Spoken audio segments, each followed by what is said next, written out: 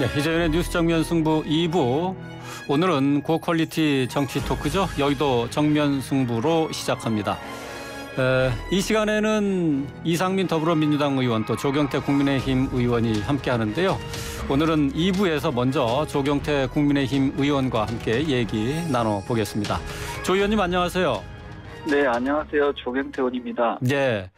자, 방금 문재인 대통령이 청와대를 떠나서 지금 청와대 앞에 운집한 시민들과 함께 인사를 나누고 환영 행사를 진행하고 있는데요. 잠시 뒤에 문재인 대통령의 인사말이 진행이 되면은 중간에 좀 들어보도록 하겠습니다. 먼저 오늘 오전에 청와대 본관에서 문재인 대통령의 퇴임 연설이 있었죠.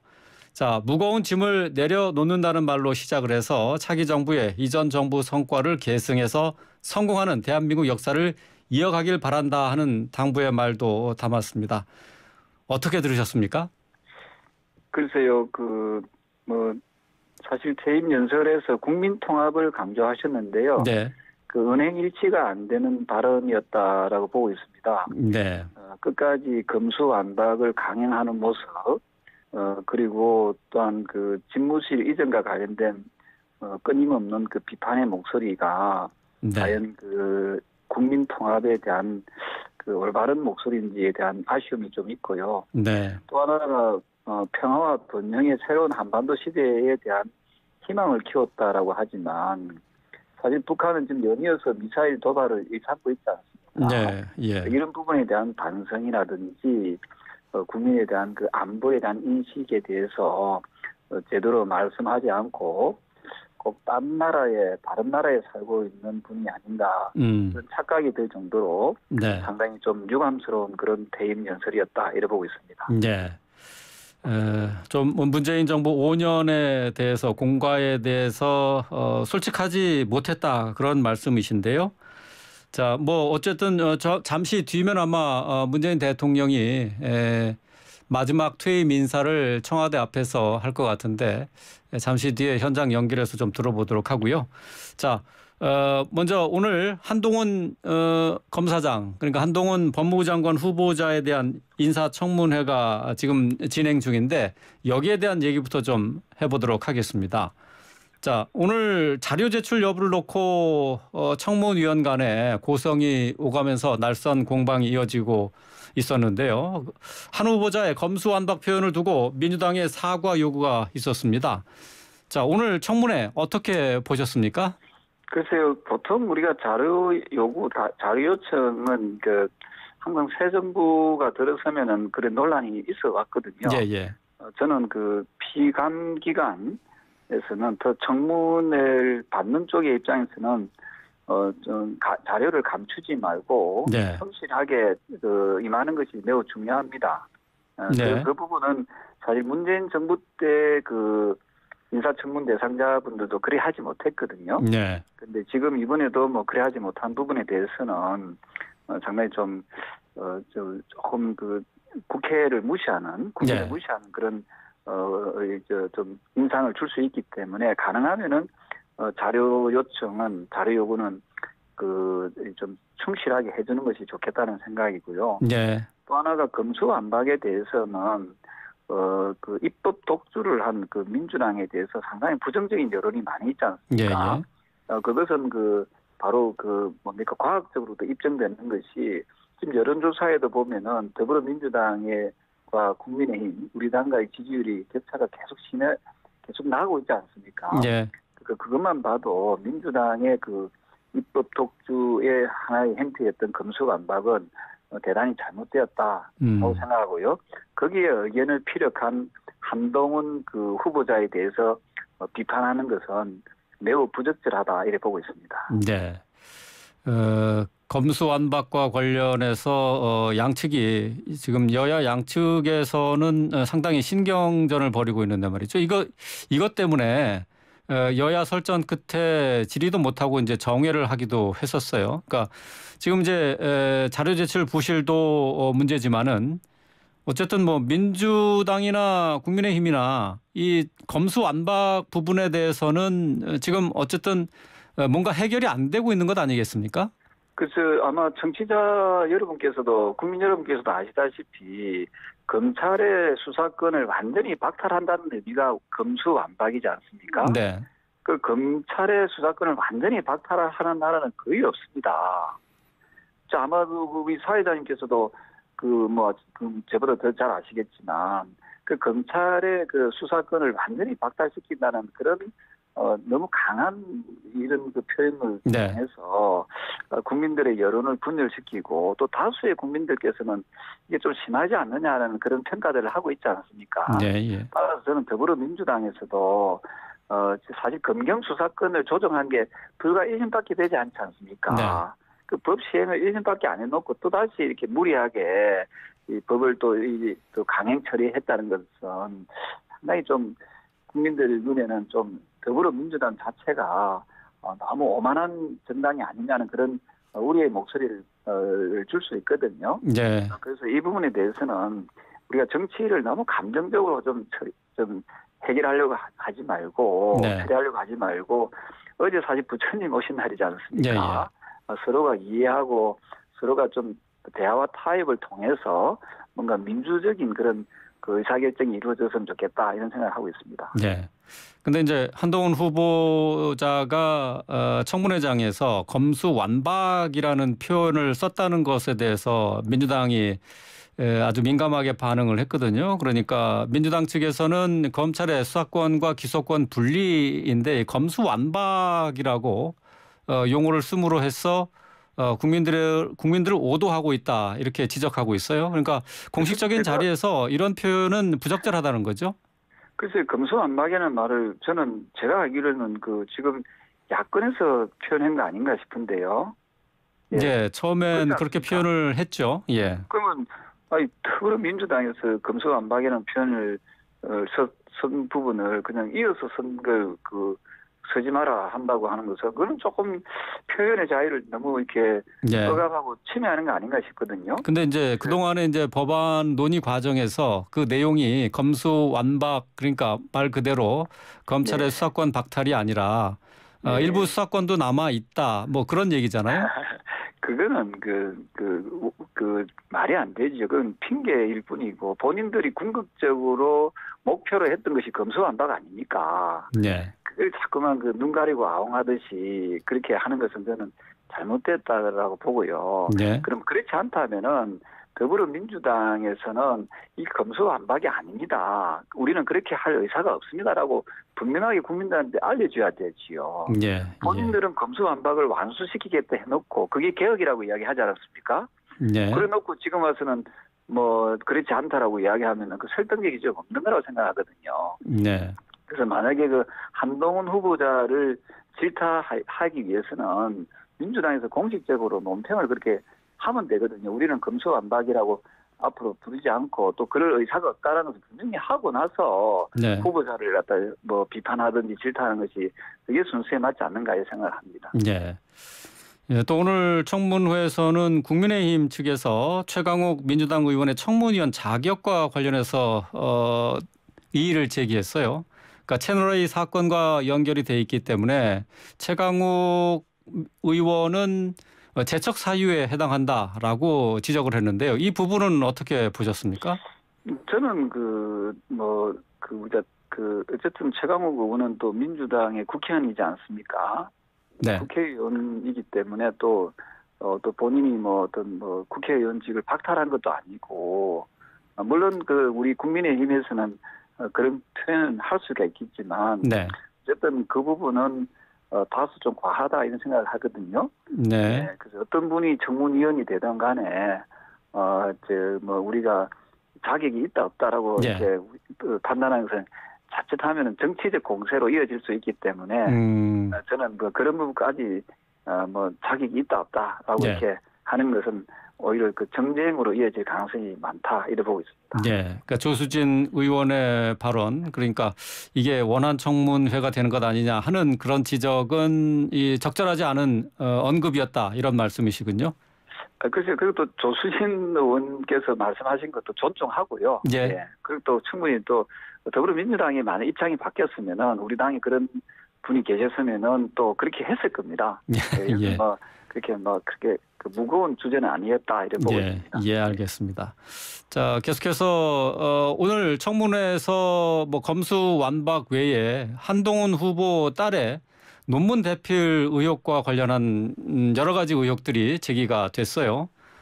관련해서 조국 전 장관 자녀의 입시 비리 의혹과 비교를 하면서 민주당에서는 수사 필요성을 제기하고 있습니다. 수사 필요성이 있다고 보십니까? 글쎄요, 제가 그 논문을 자세히는 안 읽어봤는데 네. 지금 현재로 한동훈 후보자의 따님이 그 고등학교 2학년으로 알고 있거든요. 예. 그럼 아직까지 입시를 치르지 않은 상황이잖아요. 예.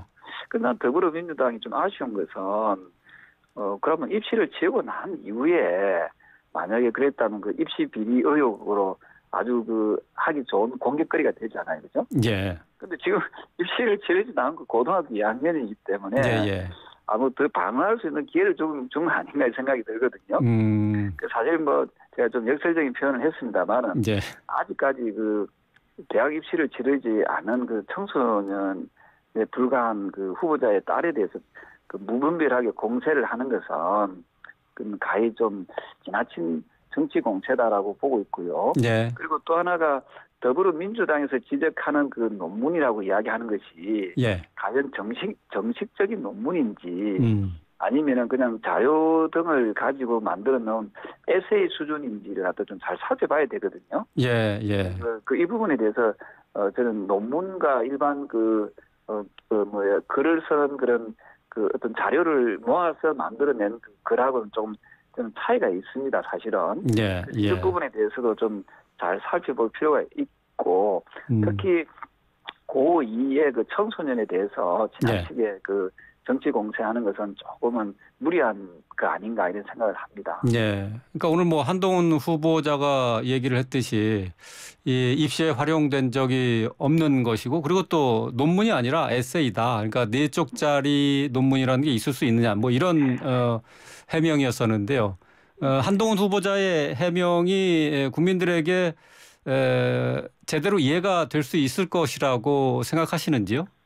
예, 제가 말씀드렸던 대로 이게 네. 아직 입시에 그 지금 활용된 것도 아니고, 그리고 이게 지금 진짜 논문이 4페이지짜리 논문은 없지 않습니까? 네. 아마 더불어민주당에서도 보면은 국회의원들 중에서 그 논문 카피해가지고 표절한 분들이 좀 있는 걸로 알고 있거든요, 사실은. 근데 실질적으로 논문이라는 것은 4페이지짜리 논문이라고 할 수가 없잖아요. 그래서 이게 지나치게 그 공세로 이어지는 부분에 대해서는 조금 자제해야 되고 특히 그 가족들에 대해서 그 불투명한 부분을 가지고 그 이렇게 공격하는 것은 저는 좀 신사적이지 못하다 이렇게 보고 있습니다. 예, 알겠습니다. 법사위원장과 관련해서 짧게 질문을 드리고 마무리하도록 하겠습니다. 지금 후반기 법사위원장 자리를 놓고 지금 민주당과 국민의힘이 지금 갈등하고 있는데 말이죠. 지금 민주당 측에서는 이게 전임 원내대표끼리의 권한 밖의 정치적 합의였다. 단지 참고 사항일 뿐이다 이렇게 얘기하고 있거든요. 어떻게 생각하세요? 그게 말로 내노남불이고 또 지나가는 소가 웃을 일이지요. 그 18대 때 보면은 그 한나라당 시절이 거의 170석, 거의 180석에 육박했거든요. 여건이. 그리고 민주당이 81석밖에 안 됐었습니다. 아주 절대 소수 야당이었죠, 민주당이. 그때 법사위원장이 어느 당이 했습니까? 예, 저는 민주당에서 그 법사위원장 요구를 해서 간접시키지 않았습니까? 그렇죠. 예. 그러니까 자기들이 내노남불이지요. 그래서 저는 그 2년 후에 만약에 여소야대가 다시 바뀌었을 때 이 주장을 할 수 있는지에 대해서 저는 민주당이 묻고 싶거든요. 예, 알겠습니다. 그래서 저는 이게 그 우리 국회가 서로가 좀 견제하고 서로가 좀 그 의회 민주주의가 좀 실현될 수 있도록 서로가 조금씩 이해하고 양보했으면 좋겠습니다. 예, 알겠습니다. 오늘 말씀 여기까지 듣도록 하겠습니다. 조경태 국민의힘 의원이었습니다. 말씀 잘 들었습니다. 네, 감사합니다. 네. 지금 이 시간 현재 청와대 앞에서는 문재인 대통령의 시민과 환송 행사가 계속되고 있는데요. 잠시 뒤에 문재인 대통령의 인사가 있을 것 같습니다. 현장 연결해서 좀 들어보겠습니다. 여러분 고맙습니다.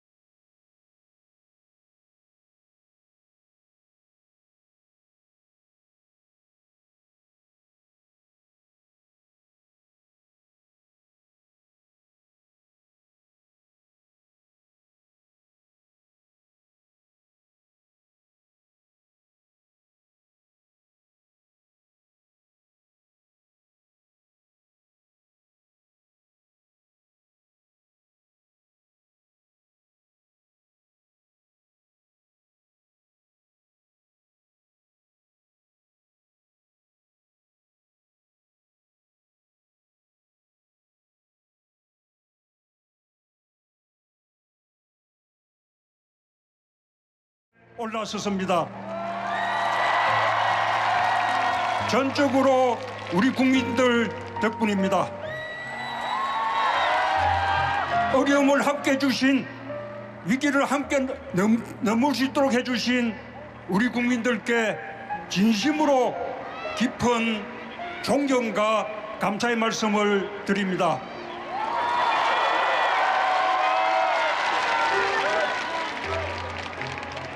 오늘로서 청와대 대통령 시대가 끝납니다. 특히 효자동, 청운동, 신교동, 부암동, 북촌 삼청동 인근 지역의 주민들께 특별히 감사를 드리고 싶습니다. 아마 대통령이 있는 대한민국의 심장이라는 그런 긍지와 보람을 가지셨을지는 모르지만, 그러나 교통 통제 때문에 그리고 또 집회 시의 소음 때문에 불편이 많으셨을 것입니다. 역대 대통령들을 대표해서 특별히 인근 지역 주민들께 감사 말씀을 드립니다. 제가 처음 취임한 직후에 청와대 녹지원에서 작은 음악회를 열고 인근 지역 주민들을 모셔서 전입신고를 했습니다. 오늘 이렇게 떠나는 인사를 드립니다. 앞으로 청와대 대통령 시대가 끝나면 우리 인근 지역 주민들의 삶이 더 행복해지기를 기원하겠습니다. 여러분, 성공한 대통령이었습니까?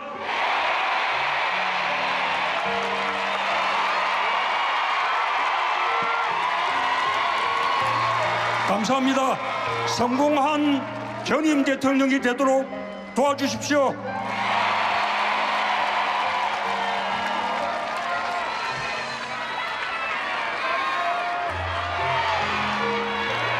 감사합니다. 제 아내 인사말도 한번 들을까요? 김정숙,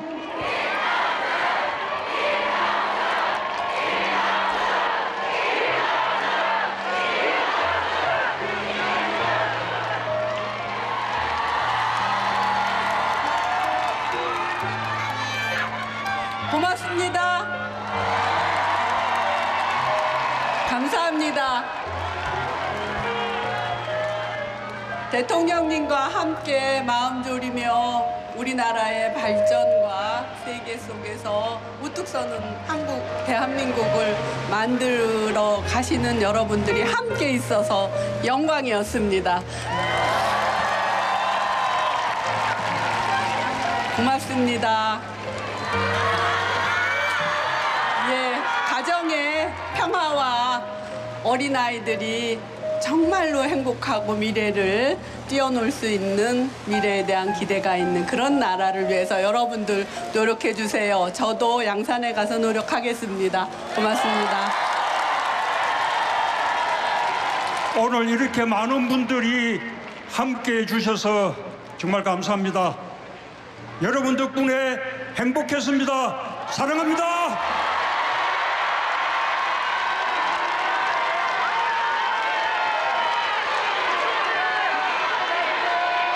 그동안 수고하신 두 분께 작은 선물을. 네, 지금까지 청와대 앞 분수대 광장에서 문재인 대통령의 감사 인사 말씀 함께 들었습니다.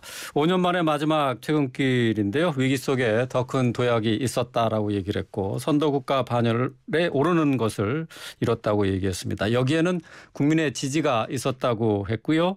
또 청운동, 효자동 주변 주민들께 감사한다는 인사 말씀도 전했습니다. 또 성공한 전임 대통령이 되도록 도와달라.